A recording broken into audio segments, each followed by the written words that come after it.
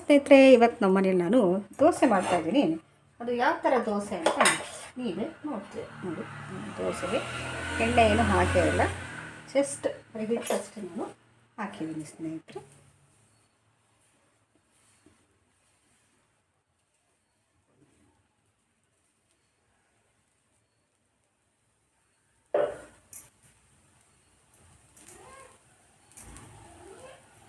ಸ್ವಲ್ಪ ನೀನು ಜಾಸ್ತಿ ಮಾಡ್ಕೊಳ್ಳೋಣ.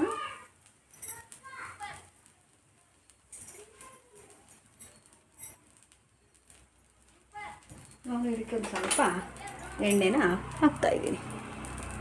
ಸ್ವಲ್ಪ ಎಣ್ಣೆನ ಹಾಕ್ತೀವಿ.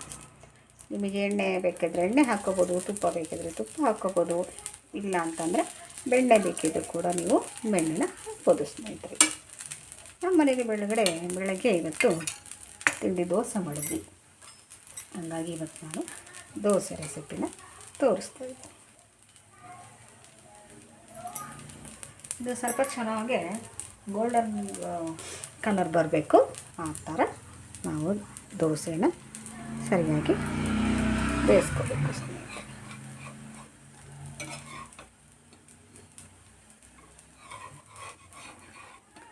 ಇದೇ ಥರ ನಾವು ಈ ಟೋಪಿ ದೋಸೆ ಅಂತ ಮಾಡ್ತಾರೆ ನೋಡಿ, ಈ ಥರ ಈ ಟೋಪಿ ದೋಸೆನೂ ಕೂಡ ನಾವು ಮಾಡ್ಬೋದು ಸ್ನೇಹಿತರೆ. ಚೆನ್ನಾಗಾಗಲಿ. ನಾನು ಈ ದೋಸೆನೇ ನಿಮಗೆ ಟೋಪಿ ದೋಸೆ ಯಾವ ಥರ ಬರುತ್ತೆ ಅನ್ನೋದ್ರ ಬಗ್ಗೆ ನಾನು ನಿಮಗೆ ಇವಾಗ ತಿಳಿಸ್ಕೊಡ್ತೀನಿ. ನೋಡಿ, ಈ ಥರ ನಾವು ದೋಸೆ ಹಾಕಿದರೆ ಈ ಥರ ನಾರ್ಮಲ್ ದೋಸೆ ಆಗಿಬಿಡುತ್ತೆ ಅಲ್ವಾ? ಸೇಮ್ ನಾರ್ಮಲ್ ದೋಸೆ ಆಗುತ್ತೆ.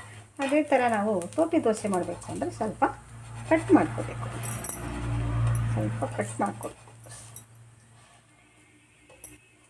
ತುಂಬ ಬಿಸಿ ಇದೆಯಲ್ಲ, ಹಾಗಾಗಿ ಕಷ್ಟ.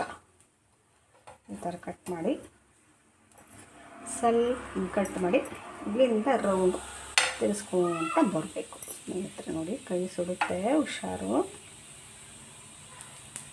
ಈ ರೀತಿ ನಾವು ಟೋಪಿ ದೋಸೆನ ಮಾಡ್ಬೋದು. ನೋಡಿದ್ರಲ್ಲ ಸ್ನೇಹಿತರೆ, ನಮ್ಮ ಟೋಪಿ ದೋಸೆ ಎಷ್ಟು ಚೆನ್ನಾಗಿ ರೆಡಿಯಾಗಿದೆ ಅಂತ. ನಾರ್ಮಲಾಗಿ ನಾವು ದೋಸೆ ಈ ಥರ ಮಾಡಿದ್ರೆ ದೋಸೆ ಆಗುತ್ತೆ. ಈ ಥರ ಹಾಕೋದ್ರಿಂದ ನಾವು ಟೋಪಿ ದೋಸೆ ಆಗುತ್ತೆ ಸ್ನೇಹಿತರೆ. ಇವಾಗ ನಾವು ತಟ್ಟೆಗೆ ನಮ್ಮ ಟೋಪಿ ದೋಸೆನ ಹಾಕ್ಕೊಂಡ್ಬಿಟ್ಟು ನಾವು ಆರಾಮಾಗಿ ಇಡ್ಲಿಗೆ, ದೋಸೆಗೆ, ಚಟ್ನಿಗೆ, ಆಲೂಗಡ್ಡೆ ಪಲ್ಯಕ್ಕೆ ಎಲ್ಲದಕ್ಕೂ ನಾವು ಸರ್ವ್ ಮಾಡ್ಬೋದು ಸ್ನೇಹಿತರೆ. ಅಗಲವಾಗಿ ಈ ಥರ ಹಾಕೊಳ್ಳೋದ್ರಿಂದ ಮಾಮೂಲು ದೋಸೆ ಆಗುತ್ತೆ. ಅದನ್ನು ಸ್ವಲ್ಪ ಕಟ್ ಮಾಡಿಬಿಟ್ಟು ಈ ಥರ ರೌಂಡಾಗಿ ತಿರ್ಸಿದರೆ ಒಳ್ಳೆ ನಮ್ಮ ಟೋಪಿ ದೋಸೆ ರೆಡಿ ಆಗುತ್ತೆ ಸ್ನೇಹಿತರೆ. ನೋಡಿದ್ರಲ್ಲ, ನಿಮ್ಮ ಮನೇಲೂ ನೀವು ಈ ಥರ ಟೋಪಿ ದೋಸೆನ ಮಾಡಿಕೊಂಡು ನೀವು ಸರ್ವ್ ಮಾಡ್ಕೊಬೋದು ಸ್ನೇಹಿತರೆ. ಮಾಮೂಲು ದೋಸೆ ಅಂತೂ ತಿಂತಾನೆ ಇರ್ತೀವಲ್ಲ, ಈ ಥರ ಒಂಥರ ಸ್ಪೆಷಲ್ ಆಗಿರುತ್ತೆ ಈ ದೋಸೆ ಅಲ್ವಾ? ನೋಡಿರಿ, ಈ ವಿಡಿಯೋ ಇಷ್ಟ ಆದರೆ ಸಪೋರ್ಟ್ ಮಾಡಿ, ಲೈಕ್ ಮಾಡಿ, ಸಬ್ಸ್ಕ್ರೈಬ್ ಆಗೋದಂತೂ ಮರಿಬೇಡಿ ಸ್ನೇಹಿತರೆ. ಎಲ್ಲರಿಗೂ ಬಾಯ್, ನಮಸ್ಕಾರ.